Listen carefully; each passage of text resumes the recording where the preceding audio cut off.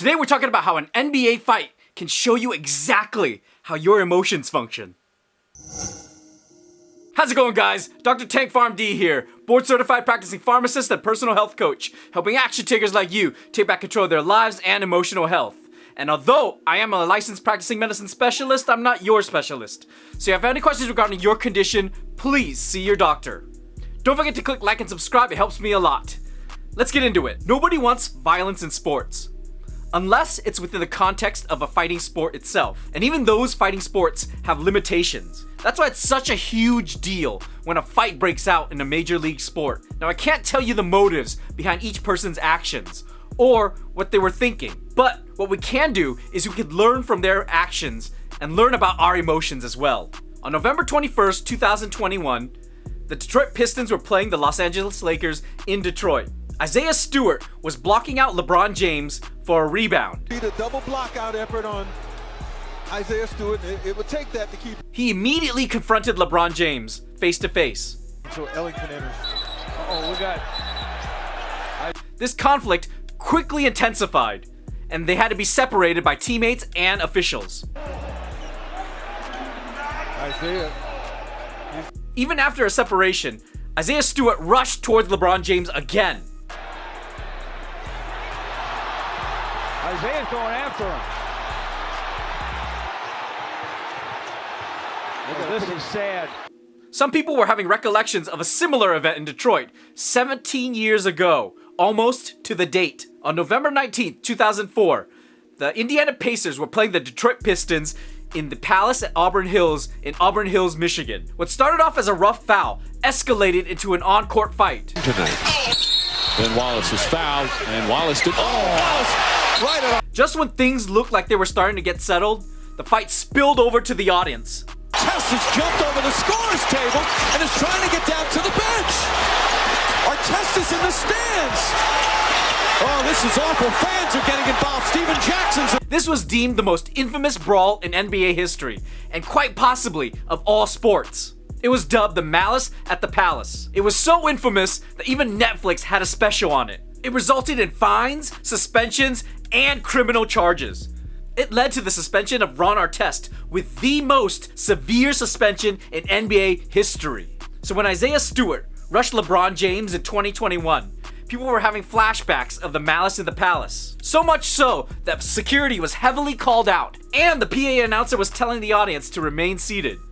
Tell that to Isaiah. He's bleeding all over the place. When we're faced with a threat, our mind makes the decision to trigger the fight or flight response.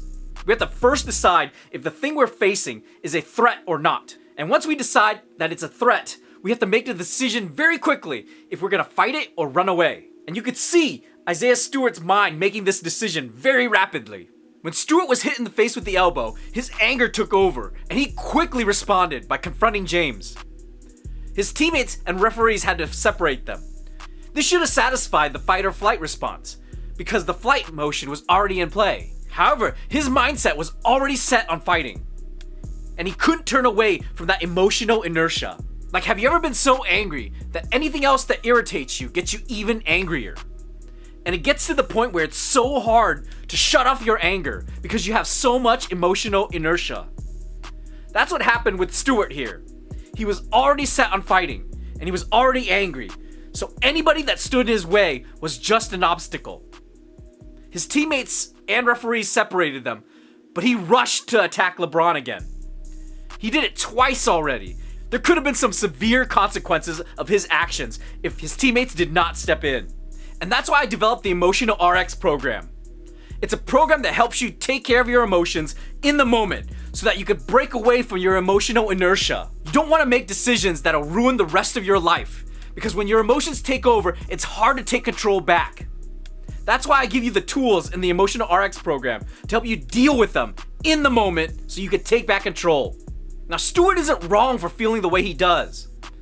He was angry because he was hit in the face and he felt it was a threat to himself. Who wouldn't feel that way if they felt they were threatened? However, his emotional response to it and the emotional inertia he had could have resulted in something very severe.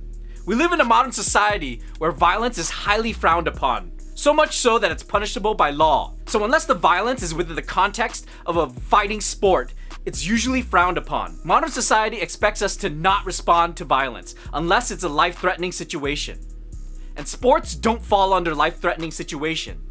They fall under entertainment and have to be treated that way. That's why when a fight breaks out in sports, it's a huge deal. Because any threat level beyond entertainment is deemed inappropriate. So when Stewart's emotions took over, it was very hard for him to stop. It's like trying to stop a jet from taking off. The further it goes, the faster it goes, and the harder it is to stop. That's why it's so important that when your emotions take over, that you take control of them quickly and immediately. It's easy to say you could take control of your emotions after the fact, or before it happens. But when you're in the moment, it's very hard to take control, unless you have practice doing it. This is an example of how emotions can take over very quickly, and that your life could change within the response of seconds. It also shows how your emotions are very difficult to stop once they get going. Isaiah Stewart had a hard time controlling his emotions.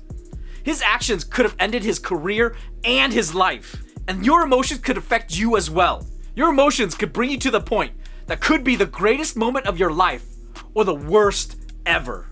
What do you guys think? Do you see your actions in Isaiah Stewart? Let me know in the comments below. If you're trying to take back control of your emotions, check out the top 3 mistakes people make in the free ebook link below. Don't forget to click like and subscribe, and until next time guys, be healthy.